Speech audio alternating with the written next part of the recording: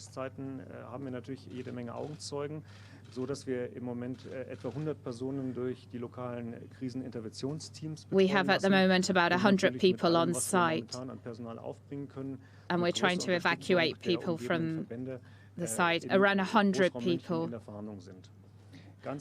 By nightfall, the streets had become quiet, but the intense security activity continued. Those who couldn't get home took shelter where they could. Elsewhere, paramedics tended the injured. This was a well-planned shooting spree, and yet another example of the terror attacks which appear to be becoming more frequent in mainland Europe. And again, low-tech, relatively simple, and deadly effective. David Bowden, Sky News.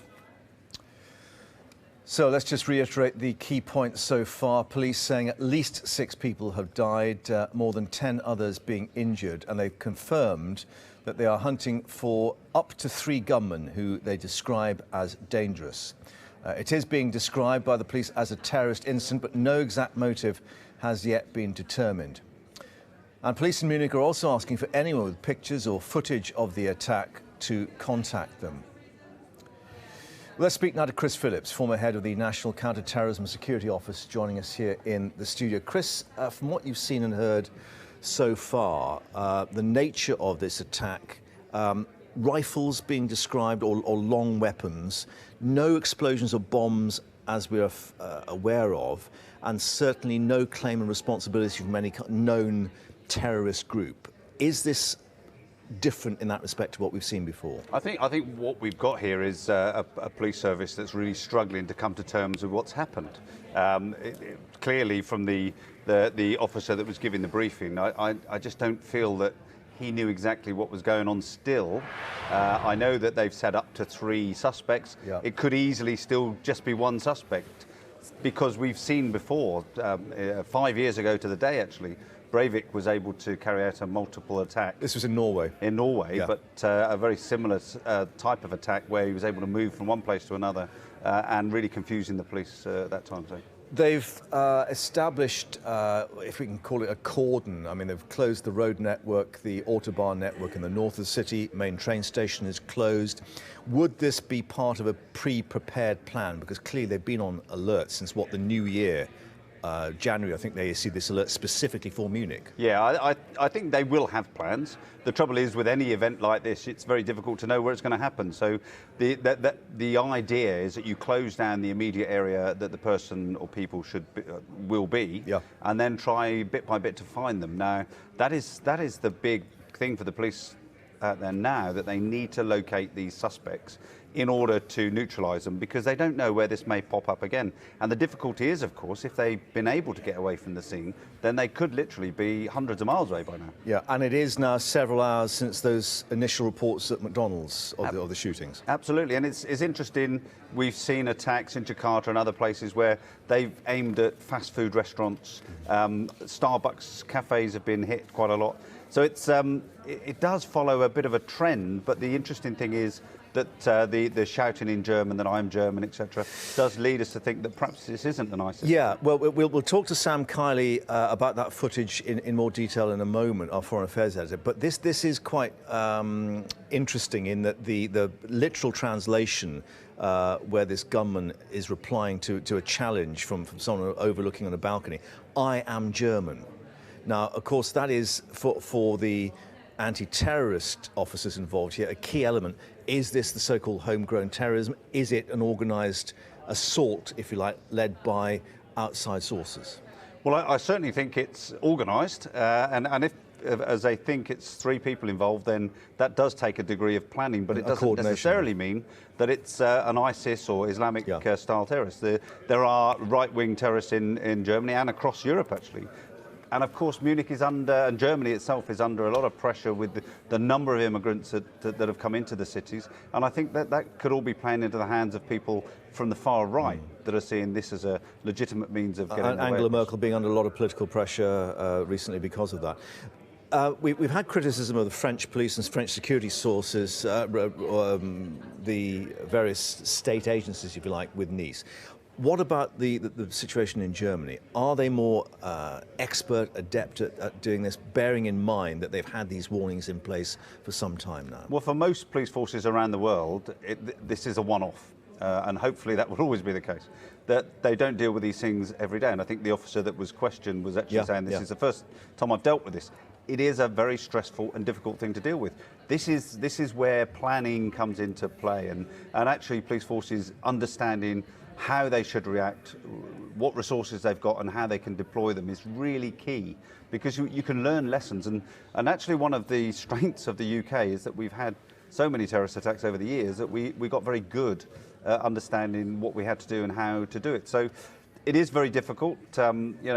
Where you have a situation of a moving attack, that's very difficult for police to deal with.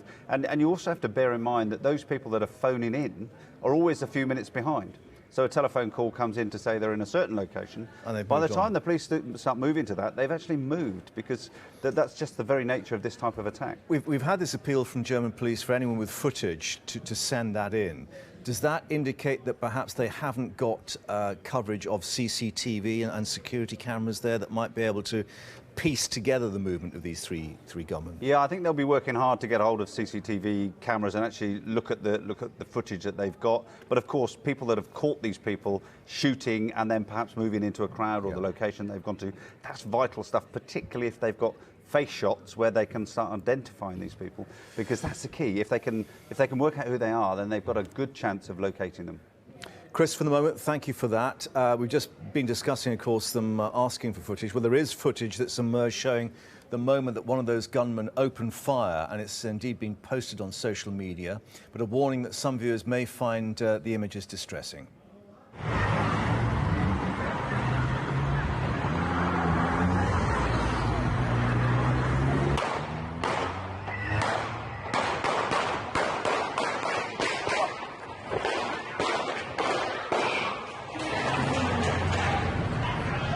Ey, wie krank bist du denn?